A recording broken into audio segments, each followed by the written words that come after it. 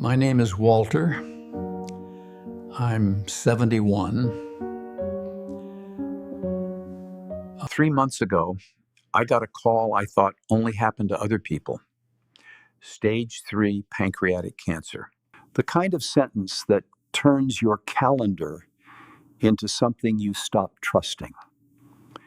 People assume news like that hits you like a truck, that you panic, that you fall apart. I didn't.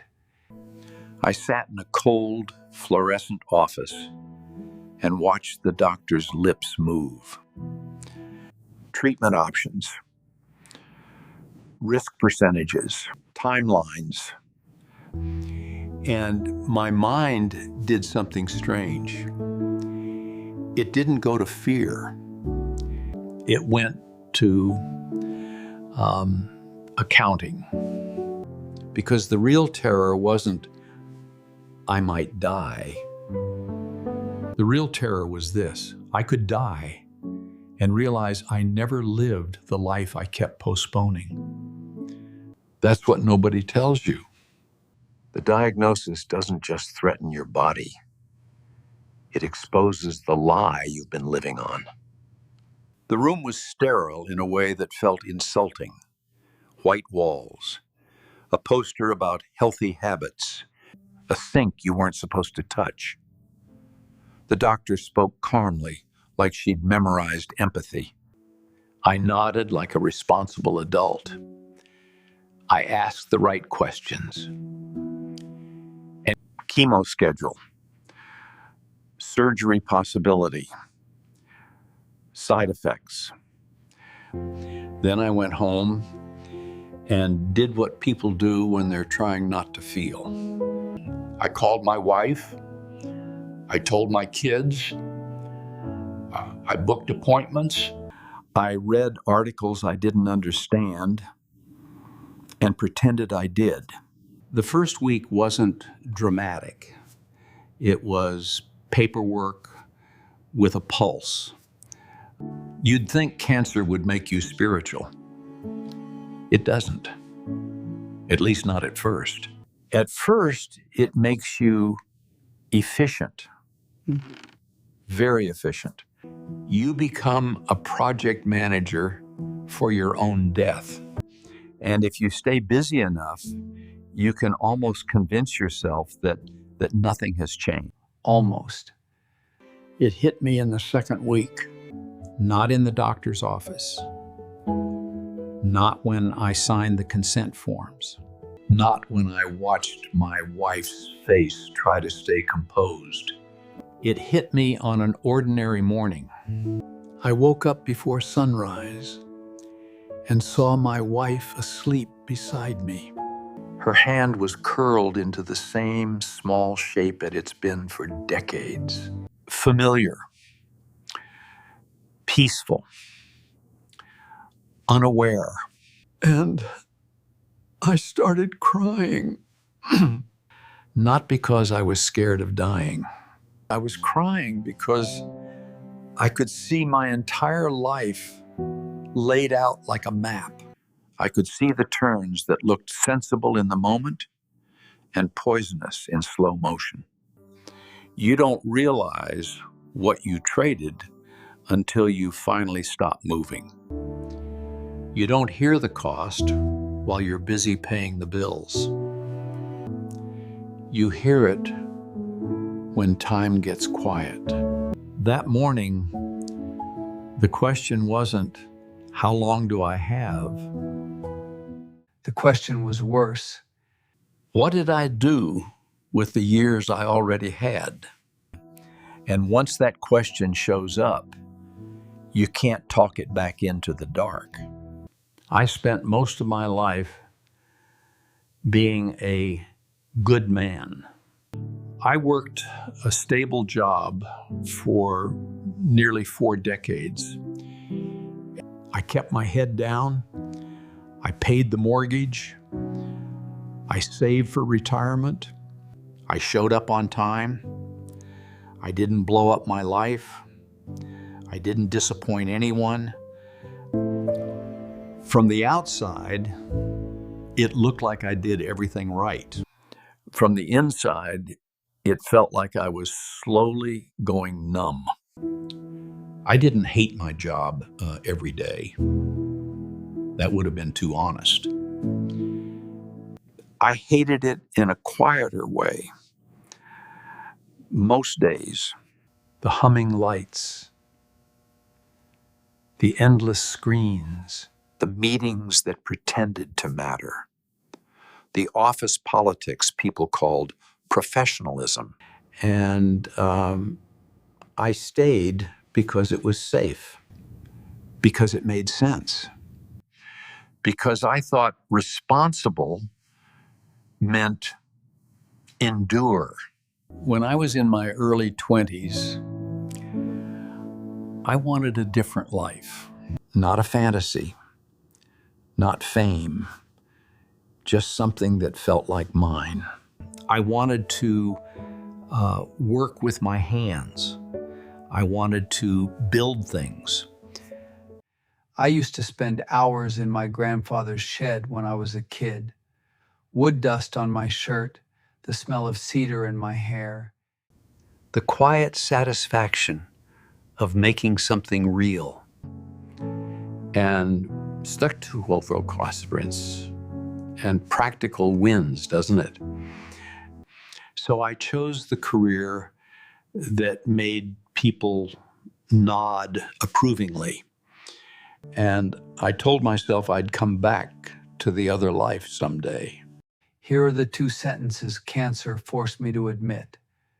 There's a difference between making a living and making a life. And I spent decades mistaking one for the other. That's not a tragedy you notice at 30. At 30, you call it being an adult.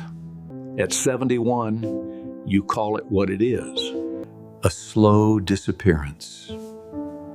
When you're young, time feels like an endless hallway. You keep walking because you assume there will always be another door. At 40, you still believe it. At 50, you bargain with it. At 60, you joke about it. And then one day, a doctor says a word that turns someday into an unreliable promise. That's what cancer does best. It doesn't teach you to live. It removes your ability to pretend. I used to tell myself, when work slows down, When the kids are older, when we've saved enough, when I retire, But retirement isn't a finish line. it's a maybe. and tomorrow is not a plan. It's a story you tell yourself so you can tolerate today. The terrifying part isn't that life ends. The terrifying part is realizing how many choices you made as if it wouldn't. Not big choices, but Small ones. the ones that looked harmless. The ones that, added together, became your life. I've been thinking about regret a lot. Not the dramatic kind. Not betrayals or crimes. Not some grand moral failure. I was never that kind of man. My regrets are quieter. That's why they're harder to defend against. The dinner invitations I declined because I was tired. The weekend trips I postponed because we should be smart with money. The times my kids asked me to play and I said, maybe later. And because I had emails to answer that nobody remembers now. Chose reasonable so often, I forgot what alive felt like. And here's what makes quiet regret so cruel. You don't notice it forming. It's not a single catastrophic decision. It's a pattern. 1,000 tiny betrayals of your own life. Each one justified, each one explained, each one sounding mature. You tell yourself you're building something. You tell yourself you're sacrificing for your family. And maybe you are.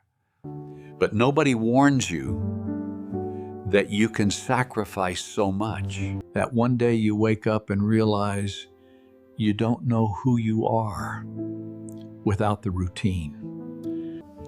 Cancer didn't invent my regrets. It just made them impossible to ignore. And my son visited last month. He's in his 40s now. He has the same careful seriousness I used to pride myself on. We were sitting in the garage. I'd cleared out 20 years of junk and turned the space into something honest. A workbench, tools, wood stacked against the wall like a future I could still touch. I was showing him how to hold a chisel, how to let the blade do the work. How to feel the grain instead of fighting it. He watched for a minute, then he said something. So simple, it felt like it came from a different timeline. He said, "Dad, I didn't know you could do this." He paused, like he didn't want to hurt me. "I wish you'd taught me when I was a kid." That sentence didn't make me angry. It made me small. Small. Because the pain wasn't that. I couldn't teach him now. The pain was the obvious truth hiding underneath it. I could have been this father the whole time. I just kept choosing later, and later never arrived the way I promised. I didn't quit treatment. I'm not romanticizing illness. Chemo is brutal in a way people don't describe honestly. It drains you. It changes your taste. It makes your body feel like it belongs to someone else. But I made a different decision. I stopped postponing the parts of myself I kept calling unnecessary. I built the workshop and I should have built decades ago. I started working with wood again, slowly, imperfectly, with hands that shake more than they used to. Some days I can't do anything. I lie in bed and listen to my own breathing, counting minutes like they matter. Because they do. But on the days I can work, even an hour, something changes. I don't feel brave. I feel real. Last week, I finished a small wooden box for my granddaughter. It wasn't flawless. The corners weren't perfect. But it existed. It was proof that I'm still here. Not in theory, in my hands. Here's the thing nobody wants to say out loud. We're all terminal. Cancer didn't make me special. It just gave me a clearer calendar. That sounds morbid. But the truth is sharper than sadness. Because once you accept that you are not infinite, you stop wasting your limited life on things that don't deserve it. I don't argue about politics at family dinners anymore. I don't obsess over markets. I don't care if my neighbor's lawn is greener. I care about my wife's laugh. I care about hearing my children's voices. I care about showing up for the small moments I used to treat like background noise. People talk to you differently when you're sick. They use a careful tone. They say, "Stay strong." They look at you like you're standing closer to the edge than they are. But the edge is not special to me. It's just visible now. And I wish quietly, without drama, that people would stop waiting for a diagnosis to start asking the real questions. There's a moment during chemo, hours in, When your mouth tastes like metal and your body feels heavy, like gravity is personal. In that moment, I don't think about my job title. I don't think about retirement numbers. I don't think about how productive I was. I think about the smell of sawdust. I think about my wife falling asleep with her head on my shoulder on a long drive. Years ago, I think about my kids' voices when they were small. Before I started saying later like it was guaranteed. Maybe I have years left. Maybe I don't. nobody can promise me anything. But I can tell you what's changed. I don't need permission anymore, and neither do you. The only question is whether you'll keep spending your life like you have unlimited time, or whether you'll stop lying to yourself while you still can. I'm not telling this story to scare you. I'm telling it because I scared myself too late. For most of my life, I thought I had time. I thought being responsible was enough. I thought showing up halfway still counted as showing up. It does not. One day, you wake up and realize the clock didn't stop while you were being patient.